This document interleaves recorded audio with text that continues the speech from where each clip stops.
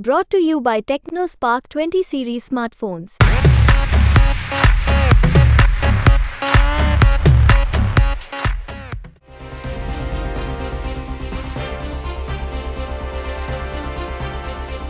पूरे 50 दिन दिल्ली की तिहाड़ जेल में बिताने के बाद आखिरकार सुप्रीम कोर्ट से अरविंद केजरीवाल को जमानत मिल ही गई। 1 जून तक अरविंद केजरीवाल अब जेल से बाहर होंगे, लेकिन 2 जून को उन्हें तिहाड़ में वापस सरेंडर करना होगा।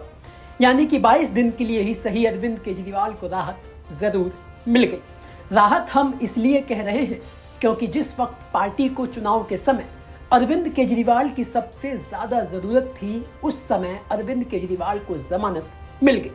लेकिन जमानत मिलना इतना आसान नहीं था।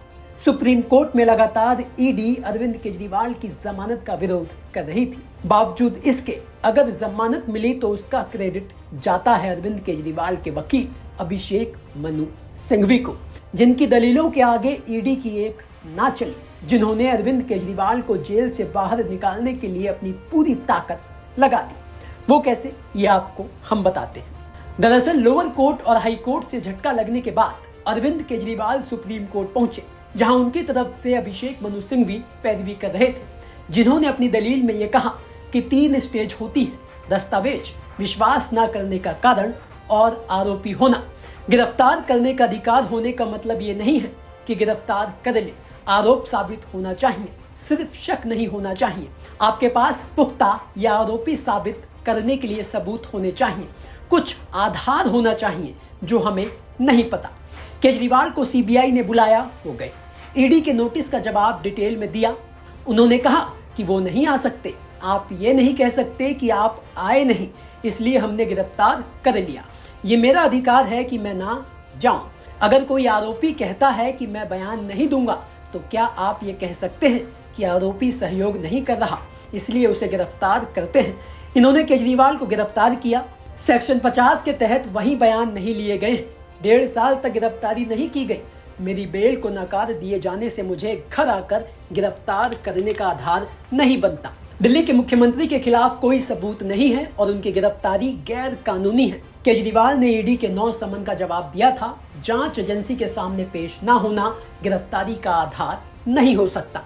हालांकि सिंघवी की इस दलील के जवाब में सुप्रीम कोर्ट में इस मामले की सुनवाई कर रहे जस्टिस संजीव खन्ना और जस्टिस दीपांकर दत्ता ने कई कड़े सवाल पूछे, जिसका सिंघवी ने जबरदस्त जवाब दिया।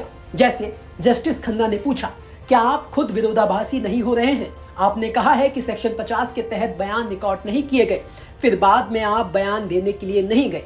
इस पर सिंघवी ने जवाब देते हुए कहा, इन्होंने सेक्शन 50 के तहत जो रिकॉर्ड किया उसमें कोई सबूत नहीं है। मैं यही कह रहा हूँ, मैं तारीखें बता सकता हूँ। 90 बयान को नजरअंदाज कर दिया, ऐसा नहीं होना चाहिए। बुच्ची बाबू, मुंगटा, राघव, इनके 5 बयान देख लीजिए। क्या तारीख है? दिसंबर 2022 से जुलाई 2023 तक। इन्होंने मार्च 2024 में गिरफ्तारी क्यों की? वो आतंकवादी नहीं है? आपने एक दोषी मुख्यमंत्री को इतने वक्त तक खुला क्यों घूमने दिया? इस पर जस्टिस खन्ना ने फिर पूछा, आपको नोटिस भेजे गए थे, आपने नजरअंदाज कर दिया। इस पर सिंघवी ने कहा, केजरीवाल को सीबीआई ने बुलाया तो वो गए। ईडी के नोटिस का जवाब डिटेल में दिया। उन्होंने कहा कि वो नहीं आ सकते। आप ये नहीं कह सकते कि आप आए नहीं, इसलिए हमने गिरफ्तार कर लिया। ये मेरा अधिकार है कि मैं ना जाऊं। अगर कोई आरोपी ये कहता है कि मैं बयान नहीं दूंगा, तो क्या आप कह सकते हैं कि आरोपी सहयोग नहीं कर रहा, इसलिए उसे गिरफ्तार करते हैं? इन्होंने केजरीवाल को गिरफ्तार किया। सेक्शन 50 के तहत बयान नहीं लिए गए। 1.5 साल तक गिरफ्तारी नहीं की गई।